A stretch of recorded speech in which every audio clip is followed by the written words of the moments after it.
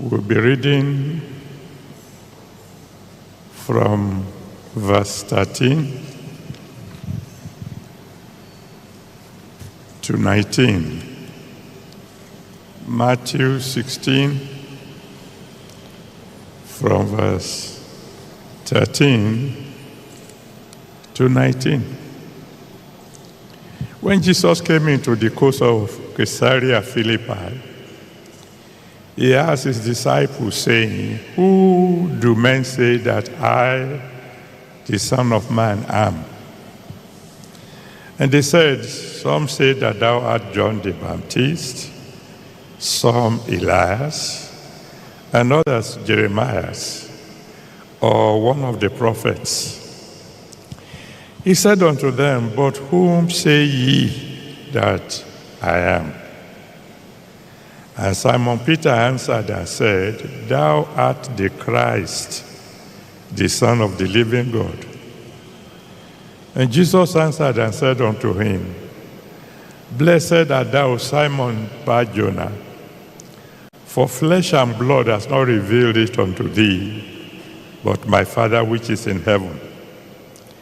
And I say unto thee that thou art Peter, and upon this rock I will build my church, and the gates of hell shall not prevail against it.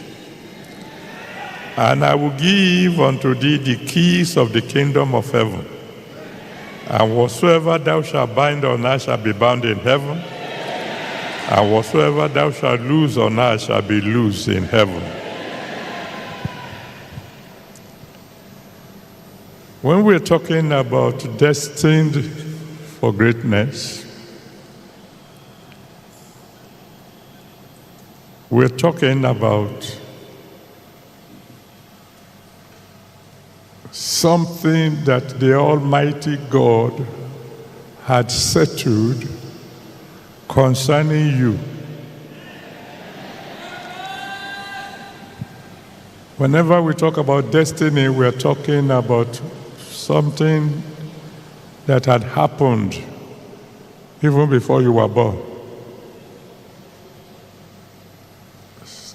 Something that happened at your very, very, very origin. And once in a while, as you journey through life, you begin to discover what your destiny is likely to be. Most of the time, you can only discover what this destiny is all about through divine revelation. Only God can tell you what is His purpose for your life. In the story we read here, Jesus Christ was talking to the disciples, and He said, "Who do people say I am?" And they all said this, and this, and this. And then He said, finally, "All right, you are my own disciples. Who do you say I am?" And Peter spoke up and said, "You are the Christ, the Son of the living God." And the Lord looked at him and said, "Okay, Peter, since God has already revealed that to you, I may as well tell you the rest of the story. You are destined to lead the church." He said, "Peter, you're going to get the key to the kingdom of heaven. You are destined to be great, Peter."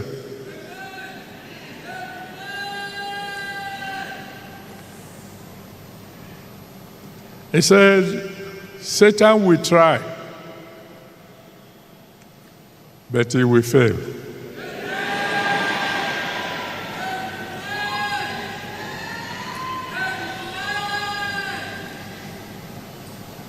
Whenever you are destined for greatness,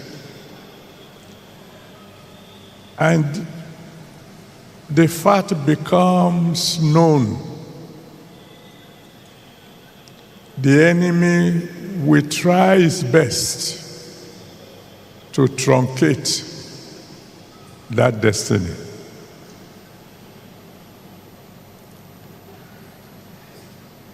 Because it is after the Lord said to Peter, you will be leading the church after I've gone,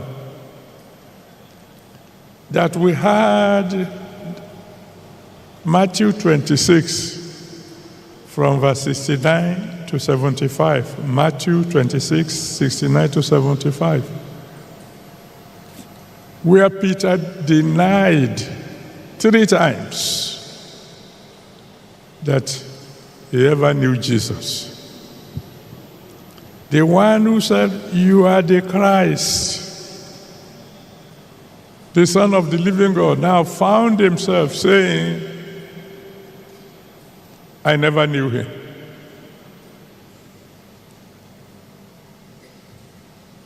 Three times he did things that could put an end to that destiny. One, he denied that he knew Jesus. And Jesus had said, if you deny me before men, I will deny you before my Father in heaven. He lied. And the word of God is very clear. Outside are liars. He even swore. And the Bible made it clear, you are not to swear. He did 3 major things that could permanently block his entrance to heaven. 3 major things that could say your destiny is truncated. But then, when Jesus rose from the dead, in Mark chapter 16, from verse 1 to 7, Mark 16 from verse 1 to 7, the angel told the women, go and tell the disciples of Jesus Christ, and Peter also. Because we may think that Peter is no longer qualified to be called a disciple of Jesus. But there is something about destiny that can reverse the irreversible. And we'll hear a little more about that tomorrow, by the grace of God. But then God had to do something to revive a destiny that was already dead, to restore a destiny that had been truncated. And that happened in John chapter 21, from verse 1 to 19. John 21, from verse 1 to 19. The Lord prepared a meal, saw to it that the one who denied him 3 times had an opportunity to say, Lord, I love you. There might be 1 or 2 people here tonight that this particular meal is not an ordinary meal at all. This Holy Communion might not be an ordinary Holy Communion at all. There might be 1 or 2 people here tonight who they themselves know that if they had died by yesterday, they are not likely to make it to heaven. Either because they had never given their life to Jesus, or they are backsliding so badly that they themselves have come to the conclusion, there's no hope for me. I have good news for you that the Holy Communion is a meal of restoration. It's a meal that can bring a truncated destiny back on track. Tomorrow, by the grace of God, we will learn the power of destiny. That destiny is more powerful than death. That destiny can reverse the irreversible. That destiny can bring a destiny that had been truncated right back to restoration through God's divine intervention. And that intervention is involved as you take the bread, because that bread, which represents the body of Christ that was broken, will bring life back to your dead body. And the wine, representing the blood of Jesus Christ, is also representing the Holy Spirit, and it can bring about deliverance. And with healing and deliverance, the one who thinks that there's no more hope can begin to walk in renewed hope.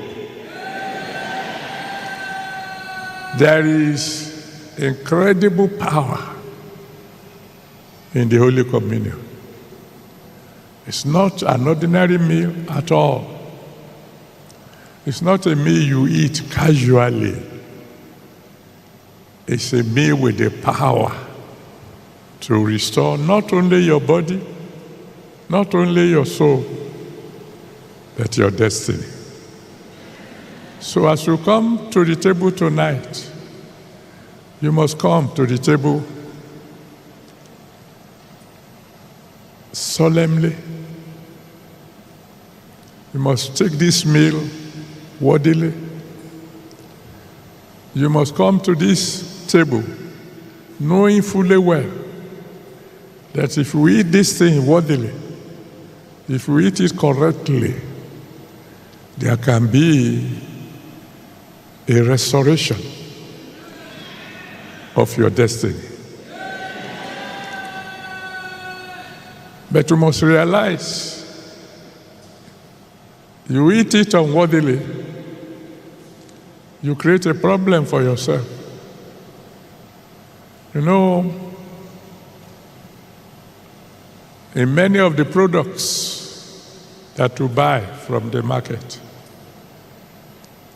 they will put on it what they call the expiry date.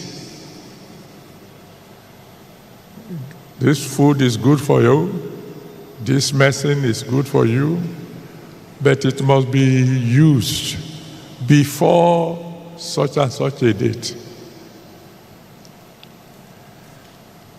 If you consume it after the expiry date, that which was supposed to do you good can become poison.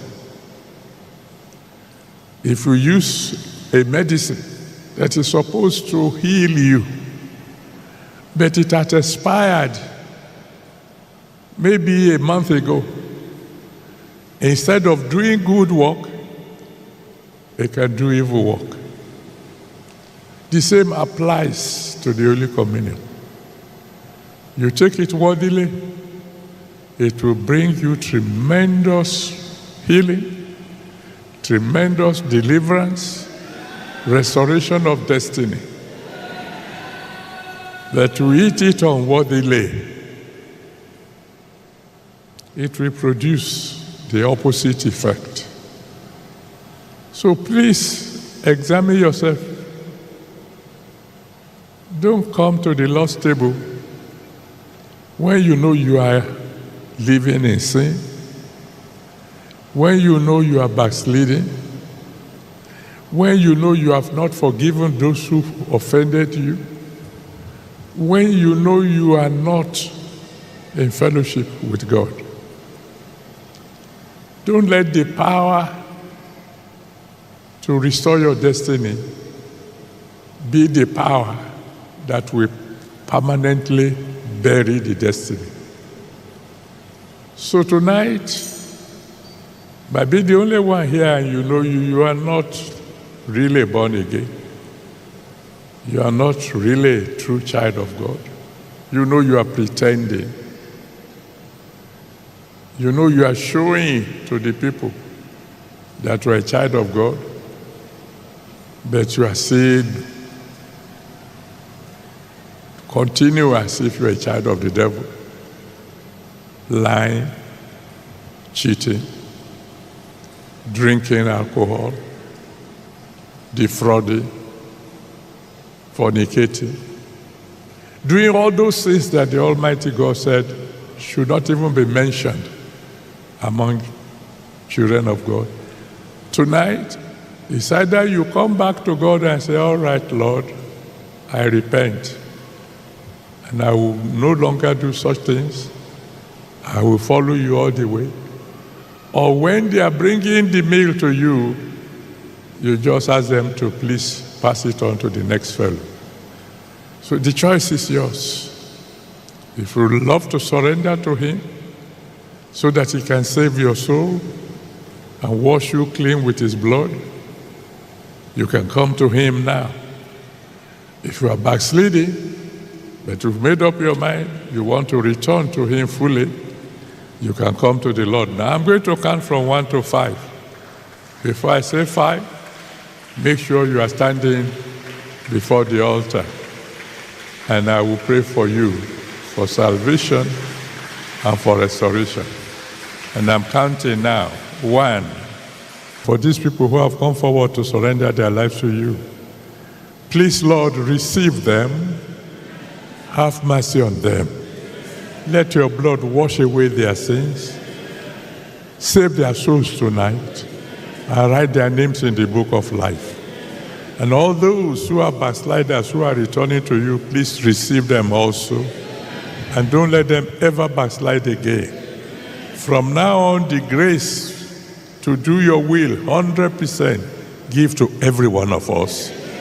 And I pray that from this moment onward, whenever your children will cry unto you for help, you will help them immediately.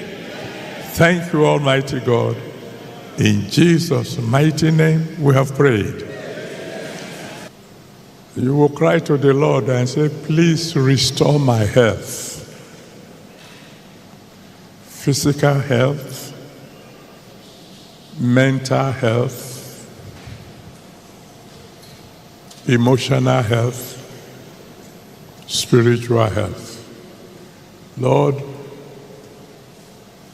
restore my health. When it is time to drink the wine, I will tell you how to pray. But as soon as I give the go-ahead, you can go ahead and eat the bread and pray, really pray that the Almighty God will restore your health.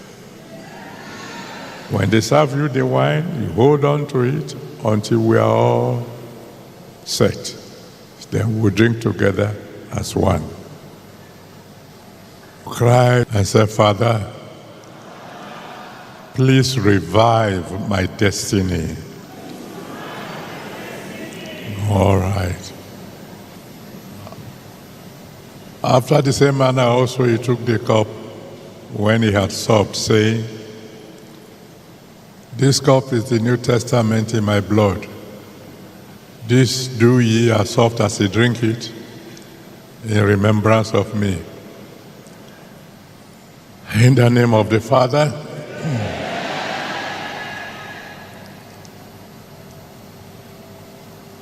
and of the Son,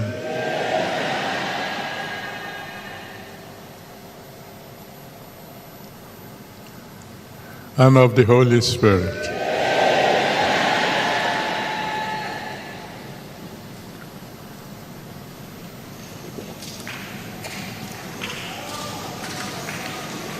Oh, Almighty God, please revive my destiny. Revive my destiny. By the power of the Holy Spirit, revive my destiny. Revive my destiny fully. Ramosheke Ramonto Ramoko Shankara. Kikiri Ramoko Tunde Ramakaku Ramoko Shekete Ramoko Tonda.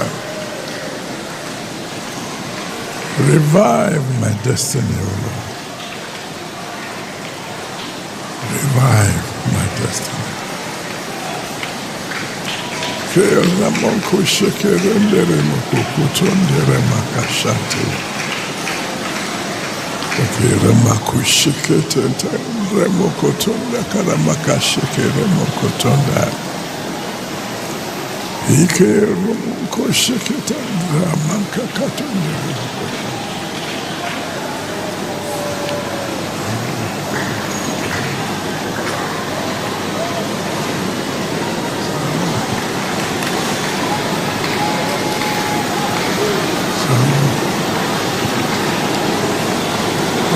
Kushikete remokoto ramakashakato remokoto kakeke remokoshike remokoto remokoto remakashata bakakaku remokoshike remokoto remakashata. Hallelujah. Kore monko shukotona remokotona. Kakeke remokoronde remokotonde remokoshata. Kakurama kushikerende remokotonde remokoshata. Revive us.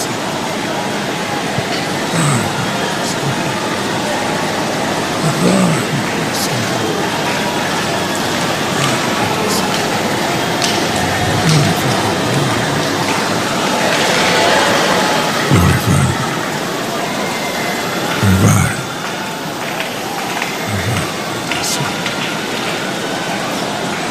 Thank you, Father.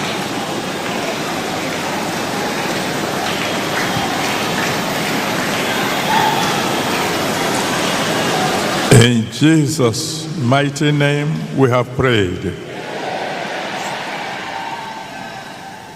So shall it be in Jesus' name. The Ancient of Days will have mercy on all of us. Every destiny that has been truncated, He will revive.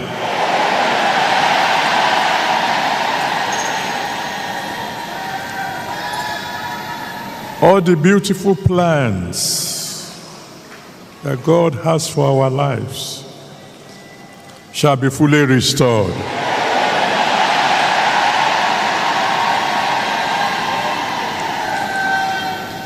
In every area in which we are lagging behind, the Almighty God will step in tonight and quicken our steps again.